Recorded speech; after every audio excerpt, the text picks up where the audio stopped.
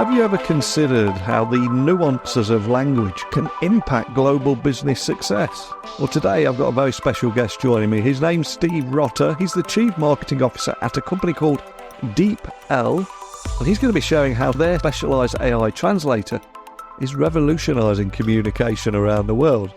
And since its inception back in 2017, they have been dedicated to providing high-quality translation services while supporting businesses and individuals in overcoming language barriers with precision and security. And with a suite of products ranging from web translators to AI writing tools, I want to learn more about how they're prioritising data protection and continuous innovation. So my guest today will talk about the unique technology behind their success, their stringent data security measures, and the significant business value of machine translation. And we'll explore these advancements and also discuss what the future holds for AI and language services and how AI-driven translation can actually help enhance your business operations and even global reach. And if you want to find out more, buckle up and hold on tight as I beam your ears all the way to the US, where my guest has got up at 5 a.m. to speak with me today. But enough talk from me. Let's get Steve on the show now. So a massive warm welcome to the show. Can you tell everyone listening a little about who you are and what you do? Sure deal. Yeah, my name's Steve Rotter. I'm the Chief Marketing Officer here at DeepL. And my goal is to just continue to educate the market on the power of AI for things like translation and writing. And I have to say, it's a fascinating and fun job. It really must be, and it's an incredibly exciting space right now. And what you do at DeepL, they're translating whole files, change of documents, language, retaining the original formatting for maximum time saving, all that cool stuff. But there is so much going on in this space, so many big companies. So I've got to ask yourself, you must be feeling it right now with so much attention in this space. How do you at DeepL manage to make yourself stand out from the crowd, from all these tech giants that are almost encroaching in this AI translation space? And what unique advantages do you try and offer them? Yeah, I mean, I think it's a great question because anybody who's just paying attention to tech sees this every day, right? They see the big announcements, the big partnerships, the battles out there. But I think there's one critical distinction right out of the gate that is also happening in the market, which is this kind of split, this fork in the road between general purpose AI and specialized AI. There's not a debate whether one will be better or the other, but simply just the use cases, right? And this kind of comes down to like who's using the technology for what purpose. So if you think about when you say translation, maybe some of us might have like an immediate reaction to like a vacation where we had to translate a menu or something like that. That's fairly low risk, right? But then you just kind of shift over and think about your own workplace, right? And think about like the tens of thousands of documents that your legal team might be translating, or your brochures that your marketing organization is translating, or your IT organization interacting with people in different countries and translating even internal communications. All of those use cases really raise the bar for one thing, which is translation quality. So now, Neil, you go back to that kind of first point between general purpose and specialized models. When we think about that at DeepL, we've been focused on language since day one, right? So you have this AI that's specifically tuned for language, the nuance of language. And when you're talking about all those kind of high, I guess I'll call that more business critical use cases, you got to get it right? And that holds true. And that's really why we're able to continue to be perceived as a market leader in translation because of that quality. Right? If you don't have that, then everything else kind of falls apart. There's a few other things on top of that quality that really start kind of making that stark difference. The security issues. I mean, you can't open up the trade publications without seeing this ongoing debate about, well, are you using my data to train your models? Is it available out there for other people? Is it going to show up in somebody else's ChatGPT prompt? I mean, there's a lot of things in and around security that really become pretty messy. So we always lean toward very strict. We don't train on your data. We delete immediately after translation. Solid kind of GDPR, SOC 2, ISO, all this kind of certs that go along with land certification. And what's actually really cool is we own our own data center. So up in Sweden, there's a massive center that's completely eco-friendly. So it's sort of completely green tech, 75% powered by hydro, 25%. And the construction is made in a way that's pretty, like, it's all eco-friendly. And even the heat from the computers are actually piped into a facility to dry wood pellets for heating homes in the area. So it's actually quite fascinating. But when you think about like all of those three things around like not using the model or not using your data to train the model, the security certifications and all that, and our own kind of data center, it actually makes a pretty secure environment for people to really trust. And I'm glad you brought that up, because we're all seeing all the headlines around AI. But if we look beyond those headlines for a moment, people listening are thinking about, hey, what does this mean for my workplace? What use cases are there that can impact my work there? So with that, I suppose just to set the scene for our conversation today, can you explain the role of machine translation in modern workplaces and how you're helping to maybe enhance productivity and communication for businesses? Because I think it's great to look beyond those headlines and, hey, what problems are we solving here? Yeah, I mean, I think the most obvious one would just be like, think of a kind of the standard artifact, a document, right? Someone needs it in Portuguese, German, and Japanese, and they have it in kind of written in their native language, and they just want to translate that into those languages for distribution, whether that's internal or external. I think that's one very obvious one at that level. And in many cases, the machine translation is just an accelerator, right? It might not be 100% translated, and it might have a human in the loop kind of support. In some cases, maybe for less business critical use cases, it is 100% machine translated. So I think that you see that kind of spectrum really of how machine translation and humans can work together. I think what's more fascinating is as the technology has become more powerful, including that, we like to kind of call it anywhere you work. So, there's kind of a standard DeepL application where you can kind of go in and use that application specifically. But there's also a couple of other interesting use cases, right? So I'm using my kind of Microsoft Word or my Google Suite, and I'm authoring something, and I'm translating on the fly, right? So now all of a sudden, and this was actually a really interesting story we heard the other day from an organization using the technology, is the word confidence. Now, if you're an engineer and you're very comfortable in your own native language, but you're not comfortable communicating internally with, say, your English counterparts or your German counterparts, then all of a sudden you might kind of appear to be a little bit more reserved, or you might not be speaking up. But all of a sudden, if you're able to kind of translate your thoughts and immediately bring that into the language of the receiver, you almost create this connection. And that all of a sudden opens up business opportunities, productivity opportunities for people that really weren't there before.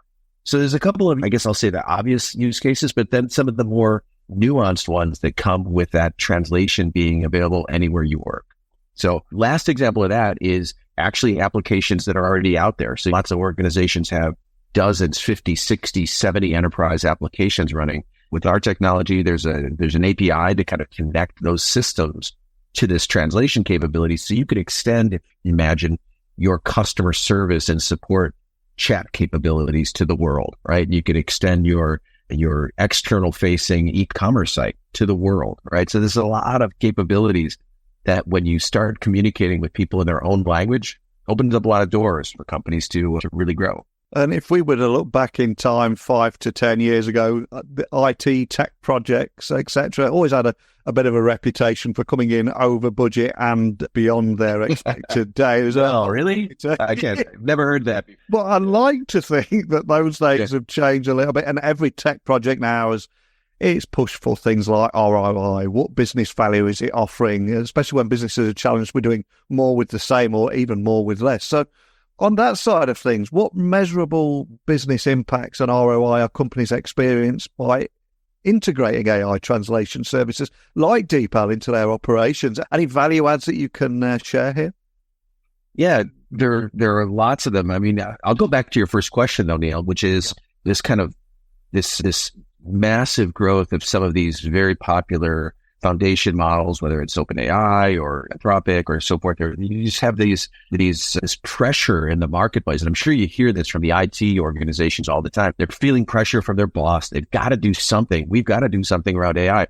fact, there's a recent research report on this that shows that like the budgets even are flowing from kind of the out of the line of business into corporate IT just because they have that pressure to like, hey, you guys do something.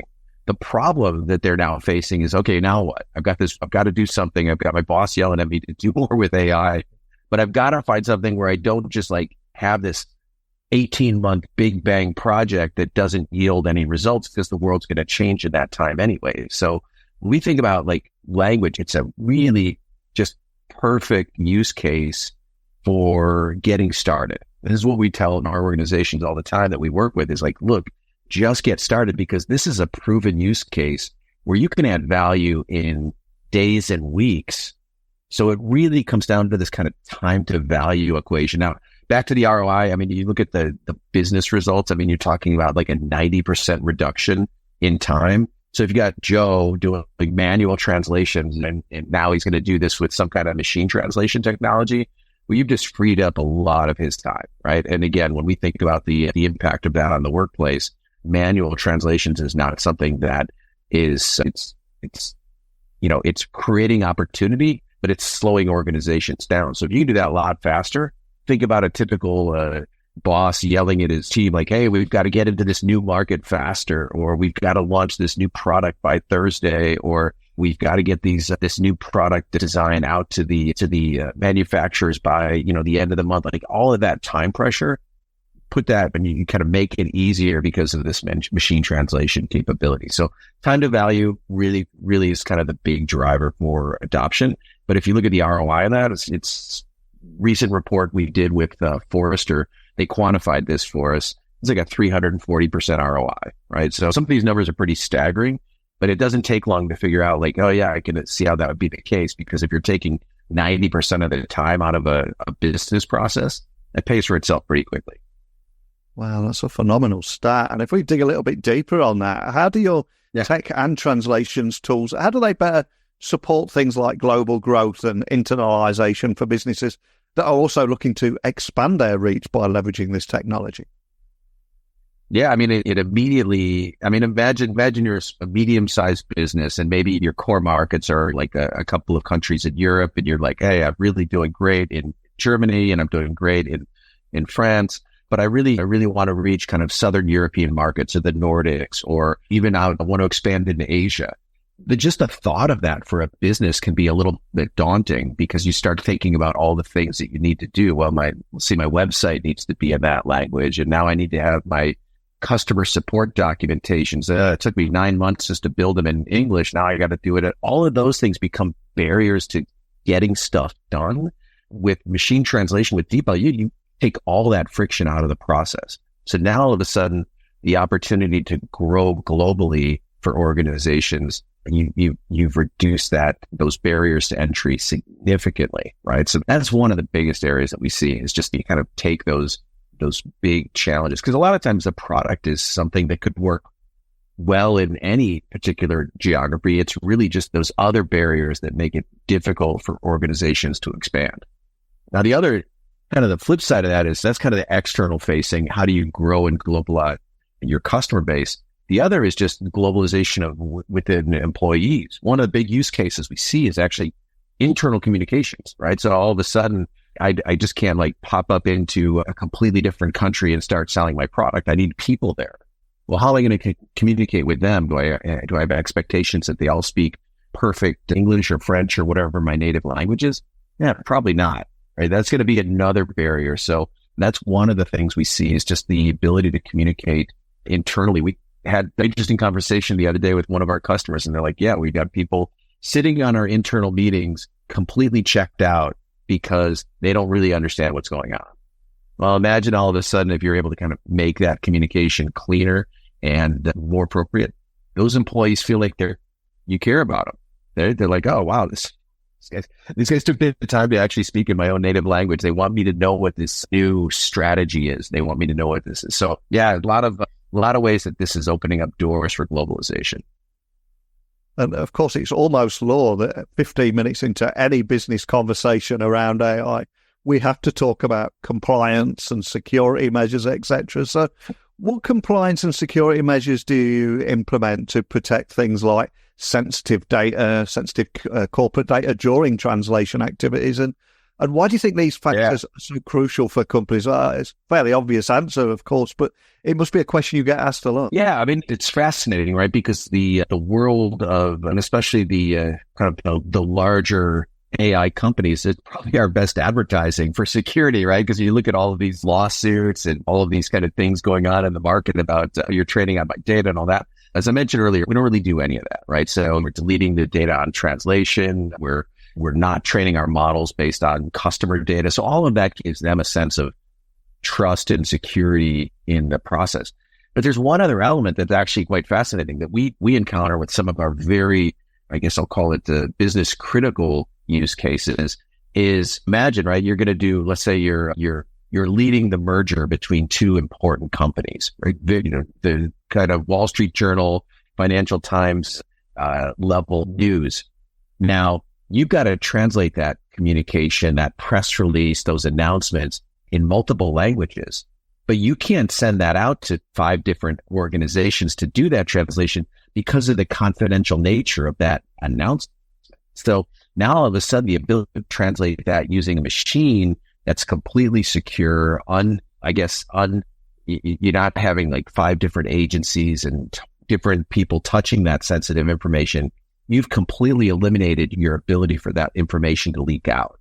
So we see this use case actually happen quite often where there's highly sensitive information. Maybe it's a financial transaction between companies. Maybe it's their earnings report that's going out. Think about like how that, if that were leaked to organizations in advance, that could cause stock price changes.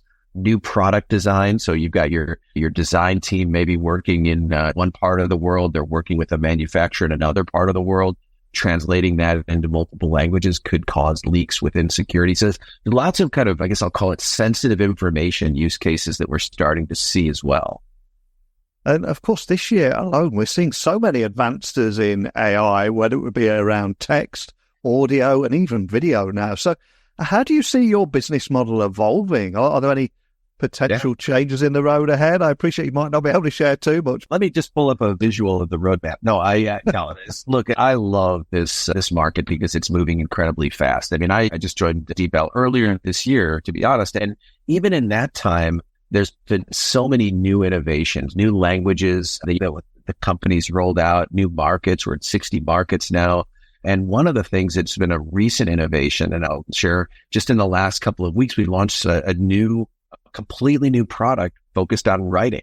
So there's plenty of, I guess I'll call it generic or general purpose AI tools if I want to write a bedtime story about a robot. But if I want to take my original thoughts in my language and then translate them and then tune that translation so that it's really kind of captures the essence of my language, there's nothing else on the market that can do that. And that's one of the things we're seeing that's quite fascinating from a use case perspective. Now, we'll sneak preview. There's something coming up in a couple of weeks that we're going to also be sharing, and then in the fall, maybe something even a little bit more innovative. So yeah, we've got a roadmap here that is quite exciting, but for us, the core of it doesn't deviate too much from this world of language, which is again becoming one of the primary use cases for AI in the world. Wow, a few teasers there. I think you just cemented your position for a return interview in the fall, that's for sure. From your perspective, though, what would you say are the key elements required to build a robust AI competitor in the translation industry? How have you approached a challenge like this? I mean, look, the barriers to entry are quite high for any AI company, right? I mean, obviously, the technology just to fuel the computing. I mean, right now, that supercomputer that we're running on, it's the 34th fastest supercomputer in the world. Like, you can't just spin up like all of the NVIDIA tech overnight and make that happen. So I think the barriers to entry are really high, just from a pure foundational tech perspective. But beyond that, even bigger than that, it's a matter of focus, right? I mean, since day one, the company has been focused on language and the precision and nuance of language. So you're building the neural networks, the large language model kind of technologies in a way that your goal is pixel perfect translation between one language and another. And if that's your mission in life, you're building things in a certain way. I mean, even to the point where with all of the research teams that we have, they're obsessed about language quality. So we do all of the kind of technical learning that you'd expect from a AI technology, but we're human validating that and human testing how well our model performs all the time. So we've got hundreds of human translators. They're not involved in the translation real time. They're not involved in like a typical transaction, but they're validating the model, right? It's like, hey, did we get this from German to Portuguese really well? And we're constantly tweaking and tuning that and ensuring that the quality is there. So that's the North Star for us, is quality and focus. So that becomes a huge barrier to entry to any other organization just coming in and saying, oh, we want to do this too. And as someone that is based in the US, I think you've got quite a unique vantage point on this subject. So how do you see European tech, particularly in the AI and translation sectors, how do you see that European tech competing on a global stage? And are there any unique strengths that it brings to the international market as someone based in the US? I mean, I think by definition, if you're in Europe, you're so comfortable with the globalization of businesses and the language challenges and the cultural differences, and even just the communication. I mean, I always, just as a fun exercise, when we're sitting around the dinner table with colleagues, it's like, oh, how many languages do you speak? And it's like, oh, I only speak 4, something like that. Like, okay, well, only 4 is not that much if you're in the US, and maybe 2 is a stretch. But that perspective, I think, is just simply that the DNA for many European companies is multi-language and global. And I think that starting point gives, quite frankly, it's a unique competitive advantage for a company in the US that says, oh, well, we built this really cool tech. What do we want to point it at? Oh, I know, there's lots of languages in the world. Why don't we do that? Like, someone sitting in Silicon Valley might be scratching their head saying, oh, there really are other languages? Yeah, there might be a few.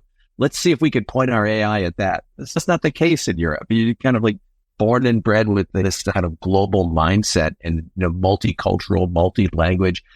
And I think you have in that market, you have a much stronger appreciation for quality, right? You have a much stronger appreciation for the fact that, like, if I get this wrong, my customers aren't going to receive it the same way. Or if I get this language wrong, I might actually even distance myself from a potential customer or business partner. There's a lot of impact down there where, again, doing it from any other part of the world, you might not have that same appreciation.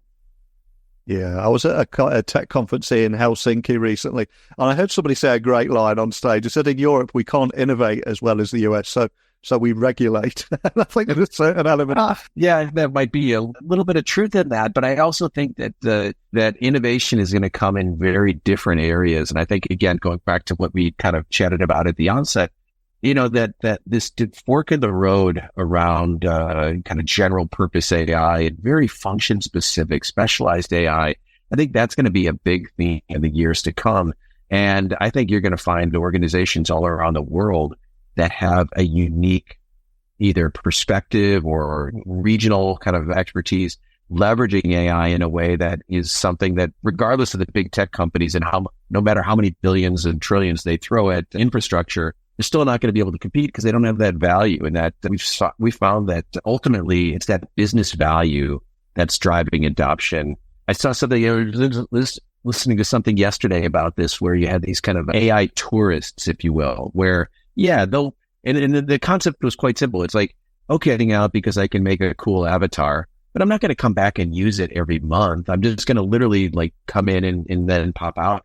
And ultimately, that's neat. It's kind of nice to see yourself represented as a squirrel or something like that. But then all of a sudden, you're like, okay, am I really going to come back and change my avatar every 30 days? And the answer is quite honestly, no.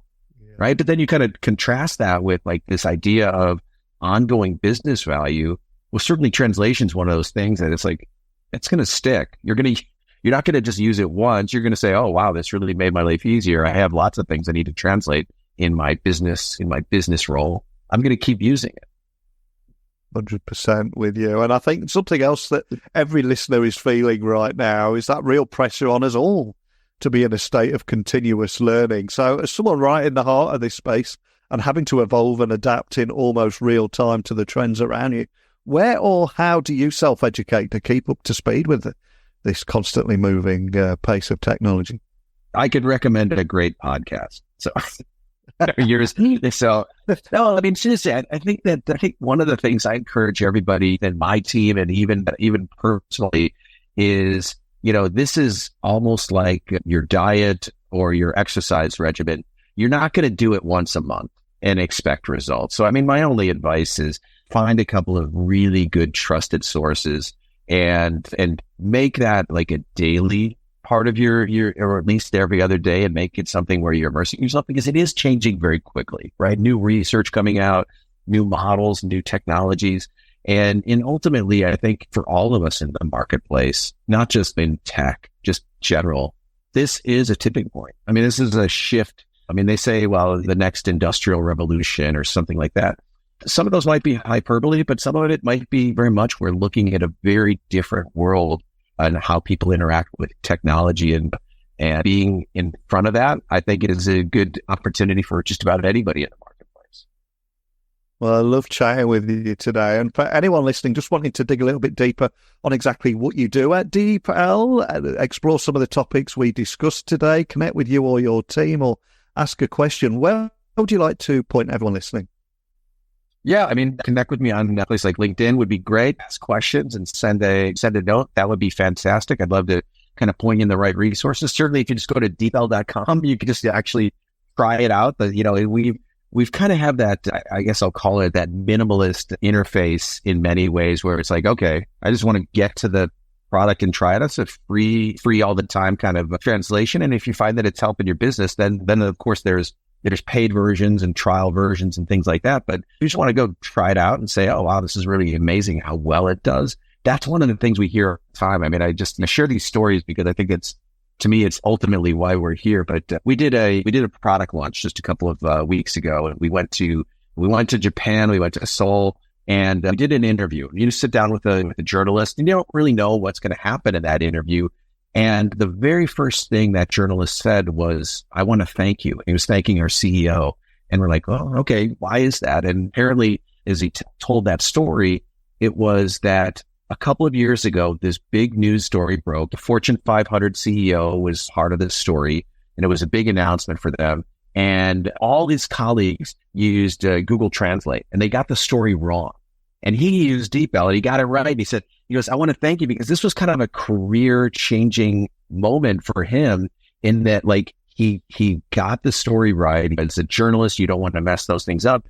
And we hear those kind of comments all the time. So for us, that's kind of what keeps us going. It's just like that, the positive feedback, and the customers that are just saying, look, this is really making an impact for me. Thank you. Keep doing what you're doing. Wow, what a great story. And so much I loved about chatting with you today, especially going beyond the headlines of AI, learning more about the role of machine translation, what it plays in the workplace, also the business impact of AI.